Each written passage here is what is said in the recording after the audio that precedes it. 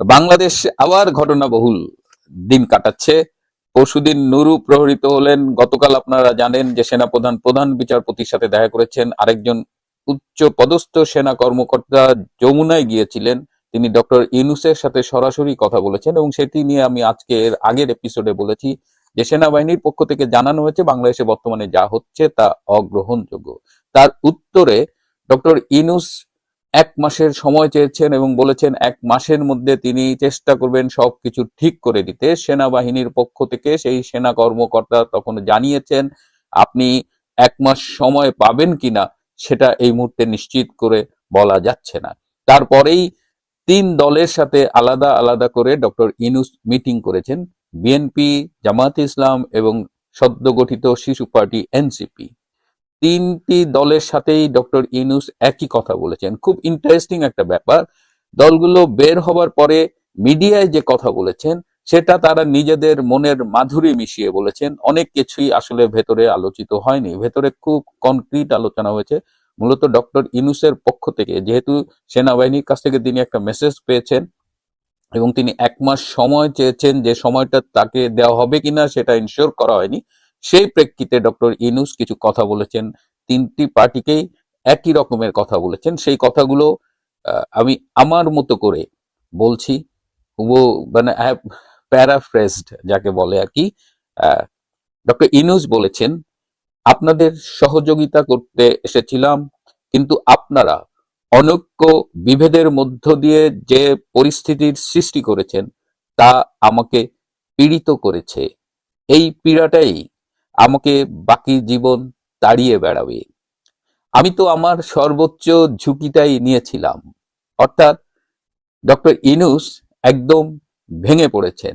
যেভাবে আপনারা তো জানেন, আমার চাইতে ভালো জানেন, যেভাবে দেশ চলছে এটাকে দেশ চলা বলে না। আজকে এনসিপি, ঢাকা বিশ্ববিদ্যালয়ের লাল বিপ্লবের সমর্থক শিক্ষিকা সবাই মুখ খুলে ফেলেছে। মানে লাল বদররাই আজকে বলছে যে দেশ পরিচালনায় ডক্টর ইউনূস সম্পূর্ণ ব্যর্থ হয়েছেন। কেউ একজন বলেছে ডক্টর ইউনূস নপুংসক এবং নানান নানান বিশেষণে তাকে মানে অভিহিত করা হচ্ছে, যেটা আসলে ডক্টর ইউনূসের মতো মানুষ যারা নিজেদের ইমেজের ব্যাপারে খুব কনসার্ন এবং যারা তাদের পাবলিক রিলেশনস এর জন্য মিলিয়ন মিলিয়ন ডলার খরচ করেন, সেরকম একটা মানুষ সারা জীবনে যা অর্জন করেছেন আজকে সবকিছু তিনি হুমকির মুখে ফেলেছেন এই সামান্য অবৈধ একটা পদ দখল করতে গিয়ে। এবং তিনি বাংলাদেশের মতো একটা দেশকে একদম ধ্বংসের মুখে ঠেলে দিয়েছেন। তিনি আরো বলেছেন, আমার উপরে ইনক্লুসিভ, ফ্রি এবং ফেয়ার একটা ইলেকশন করবার জন্য প্রচন্ড চাপ রয়েছে। আপনারা যেভাবে ভাবছেন যে ইচ্ছে মতো যাকে তাকে বাদ দিয়ে আপনার একটা নির্বাচন করে ফেলবেন, সেটা সম্ভব হয়তো হবে না। পুরো পরিস্থিতির এই মুহূর্তে দাঁড়িয়ে ডক্টর ইউনূস রীতিমতো হতাশায় ভুগছেন এবং এক ধরনের আত্মসমর্পণও তিনি করে ফেলেছেন। আমি আরেকটি সূত্রে জেনেছি যে তিনি আসলে তার সেফ এক্সিটটা নিয়ে ভাবছেন এবং তিনি কোথায় যাবেন, কোন দেশে যাবেন। প্যারিস তাকে জায়গা দেবে না, ফ্রান্স তাকে জায়গা দেবে না, মোটামুটি জানিয়ে দিয়েছে। তারপরেও তিনি এই বিষয়গুলো নিয়ে ভাবছেন এবং গতকাল এই উচ্চপদস্থ সেনা কর্মকর্তা দেখা করার পরে তিনি আসলে বলা যায় যে ভেতরে ভেতরে খুব ভেঙে পড়েছেন। আমার যে সূত্র ওই মিটিং উপস্থিত ছিল, তিনি আগেও আমাকে জানিয়েছিলেন যে ফেব্রুয়ারিতে নির্বাচন হচ্ছে না কিংবা হতে দেওয়া হবে না। এই যে হতে দেওয়া হবে না, এইটার কারা কারা? এটার সাথে জামাত জড়িত, এটার সাথে এনসিপি জড়িত। আবার বর্তমানে যেভাবে নির্বাচনটা তারা করতে চাচ্ছে, আওয়ামী লীগকে বাদ দিয়ে, জাতীয় পার্টিকে বাদ দিয়ে, 14 দলকে বাদ দিয়ে, সেটি এই যে ইনক্লুসিভ না করা এক্সক্লুসিভ ইলেকশন, সেটি আবার হতে দেবে না। সেখানে ইন্টারন্যাশনাল স্টেক হোল্ডাররাও আছে, ইনক্লুডিং আমাদের প্রতিবেশী দেশটা। সুতরাং এই অবস্থায় আমার সূত্র সর্বশেষ আমাকে জানালো যে আমাদের জন্য ভালো কিছু হচ্ছে না। আপনাদের জন্য ভালো কিছু হচ্ছে কিনা আমি জানি না। আপনাদের মানে আমাদের, তার মানে ইউনূসদের জন্য ভালো কিছু হচ্ছে না, ইউনূসের প্রতিপক্ষ যারা আছে তাদের জন্য ভালো কিছু আছে কিনা সেটা তিনি জানে না। এদিকে চায়নায় যে সম্মেলনটা চলছে, যে সাংহাই কোঅপারেশন অর্গানাইজেশন সম্মেলন, সেখানে জানেন যে পুতিন আসছে, মোদি গিয়েছেন, আবার চায়নার যে প্রেসিডেন্ট শি জিনপিং এবং একটা ছোট্ট কথা বলি, আমি শি জিনপিং এর মানে হাস্যোজ্জ্বল ছবি খুব একটা দেখিনি, কিন্তু এই সম্মেলনের যে ভিডিও ফুটেজ গুলো আমাদের কাছে এসেছে, সেখানে তাকে আমি অন্যরকম হাস্য উজ্জ্বল উচ্ছল একটা ছবিতে দেখেছি। তো এটা একটা ছবিতে দেখলাম যে পুতিনের সাথে শি জিনপিং হেঁটে যাচ্ছেন, তার পাশে খুব অসহায়ের মতো দাঁড়িয়ে আছেন পাকিস্তানের প্রধানমন্ত্রী শাহবাজ শরীফ। সো চীনে একটা নতুন ডেভেলপমেন্ট হচ্ছে, যে কারণে আমাদের বারবার বলা হচ্ছিল যে প্লিজ ওয়েট, 4 সেপ্টেম্বর পর্যন্ত আপনারা একটু ওয়েট করেন। আজকে 1 সেপ্টেম্বর, আজকে এই সম্মেলনটা শেষ হবে।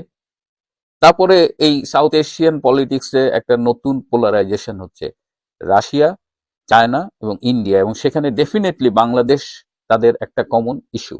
এবং তারা বলেছেন যে দক্ষিণ এশিয়ায় কোনো অস্থিরতা নতুন করে তৈরি হোক তা আমরা চাই না, এবং এই অস্থিরতা দক্ষিণ এশিয়ার বিকাশের পথে অন্তরায় হয়ে দাঁড়াবে। সুতরাং এই জায়গাটাও কিন্তু খুব ইম্পর্টেন্ট। এবং তারা পাকিস্তানকে, বিশেষ করে বেলুচিস্তানে যে রেয়ার আর্থ ম্যাটেরিয়াল নিয়ে তারা আমেরিকার সাথে নতুন করে চুক্তি করতে যাচ্ছে, এবং যে কারণে এই মুহূর্তে বেলুচিস্তানে খুব অল্প সংখ্যক হলেও মার্কিন সৈন্য উপস্থিত রয়েছে, এই বিষয়টি নিয়েও কিন্তু পাকিস্তানকে মোটামুটি সতর্ক করে দিয়েছে চীন। তো নতুন করে যদি এই আরআইসি এখন বাস্তবতা, যেভাবে আমরা এই সম্মেলনে দেখলাম, এবং আগামী 2-3 দিন এটা নিয়ে ব্যাপক লেখালেখি হবে এই দক্ষিণ এশিয়ার মিডিয়ায়। তো এই জায়গাটায় যেটা মনে হচ্ছে রাশিয়া, ইন্ডিয়া, চীনের একটা যে ঐক্য, সেটা মোটামুটি এখন বাস্তবতা। এবং এটা ঐক্য হলে এই দক্ষিণ এশিয়ায় এই বৃহৎ ঐক্যটাকে বাইপাস করে সেই দূর প্রান্ত থেকে আমেরিকা এসে কতখানি নাক গলাইতে পারবে, এই জায়গাটাও একটু দেখার আছে। এবং যে পাকিস্তানকে আমরা জানতাম চীনের একেবারে ঘনিষ্ঠ বন্ধু, হরিহর আত্মা ছিল তারা, সেই পাকিস্তান আজকের বাস্তবতায় চীনের কাছে উপেক্ষিত হয়েছে। So that's another important findings. এদিকে সেনাবাহিনী, এই যখন আমি রেকর্ড করছি তখনই দেখলাম যে সেনা প্রধান ডক্টর ইউনূসের সাথে দেখা করেছেন এবং তিনি রাষ্ট্রপতির সাথে দেখা করতে যাচ্ছেন, এরকম একটা অবস্থা। তো এদিকে সেনাবাহিনীর ভূমিকা নিয়ে গতকাল থেকেই, কিন্তু পরশুদিন থেকে বেসিক্যালি নুরুকে পিটানোর পর থেকেই সেনাবাহিনীর ভূমিকা নিয়ে কথা হচ্ছে। এবং জামাতের একজন থিঙ্ক ট্যাঙ্ক আমাকে বলেছেন যে সেনাবাহিনীকে আসলে বিশ্বাস নাই, তাদের বন্দুকের নল কখন যে কার দিকে ঘুরে যায় সেটা ঠিক নাই। এবং কালকে আপনারা খেয়াল করেছেন যে যারা ইউনূসের সমর্থক বা লাল বিপ্লবের সমর্থক, তারা কিন্তু সামাজিক যোগাযোগ মাধ্যমে সেনাবাহিনীকে প্রচন্ড কড়া ভাষায় আক্রমণ করেছেন। সুতরাং এবং সেনাপ্রধান ওয়াকারের উপরে স্পষ্ট চাপ রয়েছে সেনাবাহিনীর ভেতর থেকে, দেশের ভেতর এবং বাইরে থেকে, যে এই মুহূর্তে যা করণীয় দেশের এবং মানুষের স্বার্থে, সেই ভূমিকাটি জেনারেল ওয়াকার যেন রাখেন। যদি তিনি সেটা না রাখেন, তাহলে ওয়াকারের ফেট নিয়েও হয়তো আমাকে খুব তাড়াতাড়ি আরেকটা পর্ব করতে হবে। প্রিয় বন্ধুরা, যে নতুন যেটা বলা হয় যে খেলা জমে একেবারে ক্ষীর হয়ে গেছে, আজ এ পর্যন্তই। কিপ অবজার্ভিং, একটু ধৈর্য সহকারে দেখেন, সবকিছুই একেবারে ঘনীভূত হয়ে আসছে। যে কোনো দিন যে কোনো কিছু ঘটে যেতে পারে। ভালো থাকবেন, সুস্থ থাকবেন, তার চেয়েও জরুরি হলো নিরাপদে থাকবেন। সবাইকে অনেক ধন্যবাদ।